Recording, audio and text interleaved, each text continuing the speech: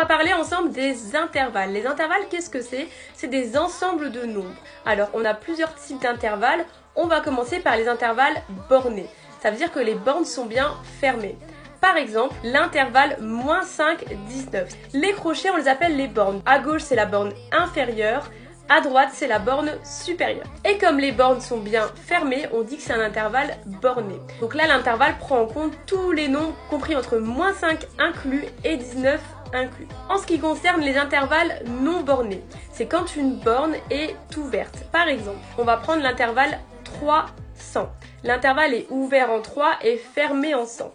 Ça veut dire qu'on va prendre tous les nombres compris entre 3 exclus et 100 inclus. Donc 3, il ne compte pas dans l'intervalle. Autre exemple, l'intervalle -10, 20, fermé en -10 et ouvert en 20.